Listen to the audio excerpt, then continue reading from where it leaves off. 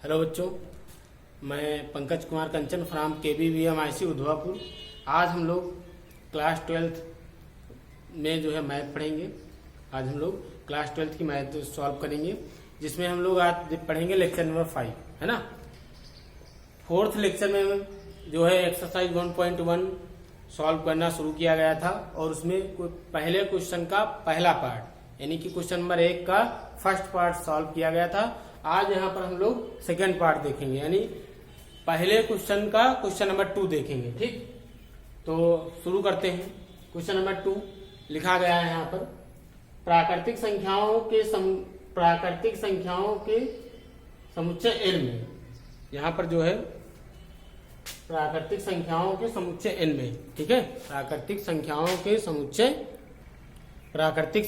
के समुच्चय n में r बराबर x comma y such that y equal to x plus 5 तथा x लेस देन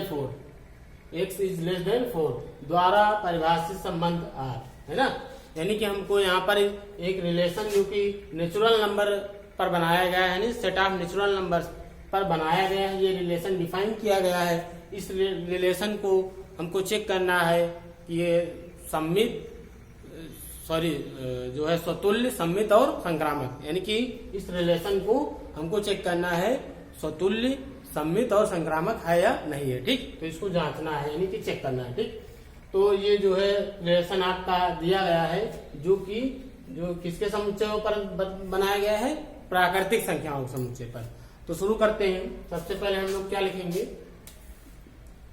दिया है a बराबर, यानी कि सेट कौन सा आपका दिया गया है जिस पर रिलेशन बनाया गया है, a बराबर n का मतलब क्या हो गया, प्राकृतिक संख्याओं का समुच्चय। तो a बराबर n बराबर क्या हो जाएगा, प्राकृत संख्याओं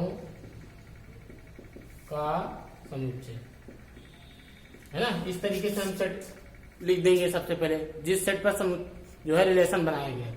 उसके बाद r बराबर तथा r बराबर आपका दिया गया है x कामा y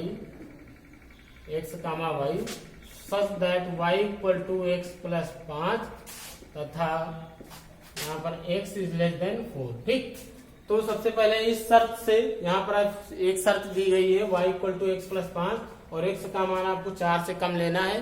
ठीक, तो यहाँ से हम लोग इस रिलेशन को जो है बना लेते हैं। पहले रिलेशन को ऑर्डर पेयर के रूप में लिख लेते हैं, योग बनाकर लिख लेते हैं। ठीक, तो आपका यहाँ पर जो कंडीशन दी गई है y बराबर x plus 5, y equal to x plus 5 और x का मान, x और y दोनों के मान कहाँ से लेने हैं, इस सेट A से, जो कि आपका क्या है, प्राकृतिक संख्याओं का समुच्चय है। ठीक, और x का मान, अब आपको पता है कि प्राकृतिक संख्याएं 1 से शुरू होती हैं। ठीक, तो x का मान केवल 4 तक लेना है। ठीक, क्योंकि यहाँ पर बाउंडेशन दी गई है कि x जो है लेस देन 4।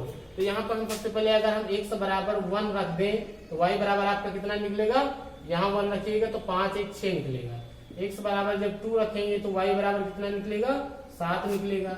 x बराबर जब 3 रख देंगे, ठीक है, तो y इक्वल टू कितना निकलेगा, 8 निकलेगा। ठीक, और जब भैया x बराबर 4 नहीं रख सकते यहाँ पर, क्यों, क्योंकि 4 से छोटा ही रखना है, 4 से कम ही वैल्यूज रखनी है। ठीक, तो यहाँ पर आपके जो रिलेशन के अंदर कौन से पेयर हो जाएंगे, 1,6 हो जाएगा। ठीक, हो जाएगा। उसके बाद 2,7 हो जाएगा। उसके बाद 3,8 हो जाएगा। ये आपका रिलेशन बन गया। ठीक, यानी युग्म के रूप में हमने रिलेशन को बना लिया। ठीक, अब जो है आप इसको मिटा दीजिएगा।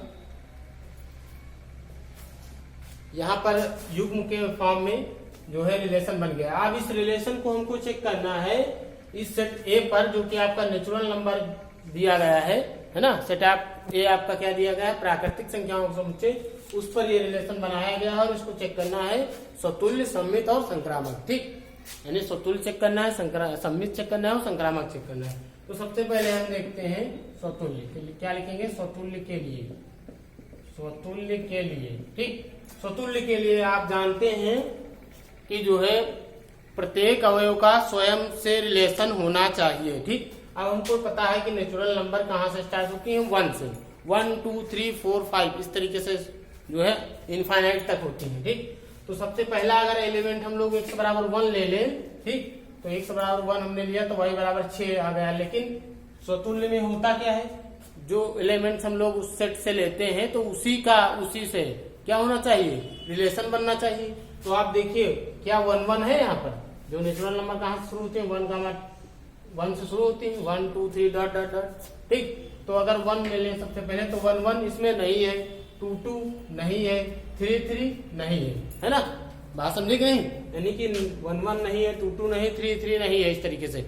तो हमने बताया था कि अगर किसी एक भी अवयव का रिलेशन नहीं मिलेगा, एक भी एलिमेंट्स का स्वयं से रिलेशन नहीं मिला अगर रिलेशन के अंदर, संबंध के अंदर, तो वो संबंध स्वतुल्य नहीं कहलाएगा। तो यहाँ पर हम लिखेंगे चूंकि 1 1 does not belong to R, क्या लिखेंगे भैया, क्योंकि 1 1 अब आगे देखने की जरूरत नहीं, कोई एक भी अगर नहीं मिला तो हम कह देंगे कि ये स्वतुल्य नहीं है, ठीक। तो 1 1 does not belong to R, ठीक है।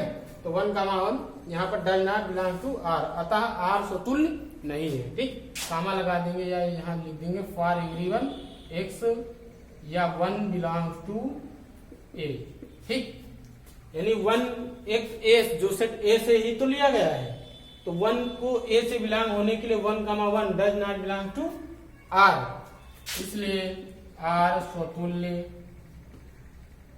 नहीं है, ठीक।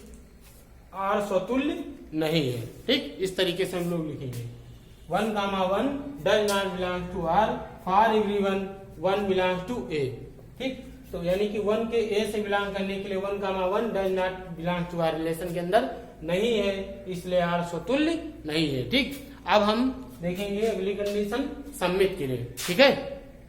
तो अब हम लोग देखेंगे सम्मित, है ना, सम्मित के लिए देखेंगे इस रिलेशन को। तो आप देखिए चूंकि 1 6 बिलोंग्स टू आर, 1 6 रिलेशन में है, ठीक है, imply that 6 1 does not belong to are.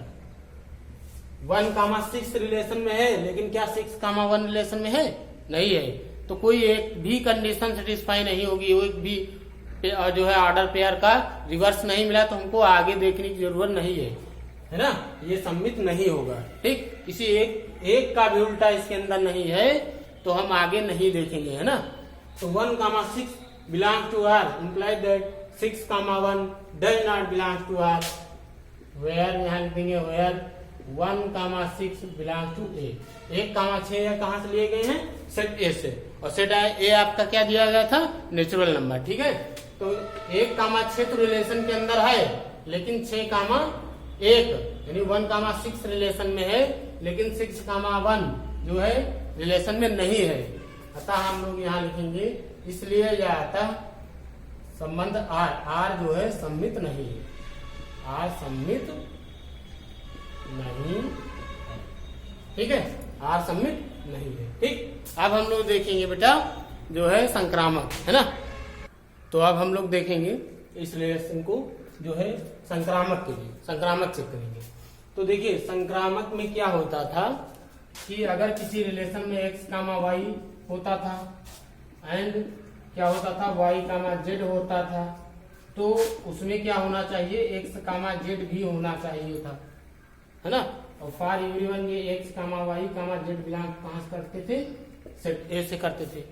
तो अगर ये कंडीशन आती थी तो हम लोग बोलते थे कि वो संक्रामक है, रिलेशन संक्रामक होगा, ठीक। तो यहाँ पर आप देखिए x y यानी कि इस रिलेशन के अंदर अगर हम 1 6 ले लें तो 6 के साथ यानी कि यहाँ x y z ये दोनों होते हैं, उसके साथ अगर ये है तब भी संक्रामक होता है।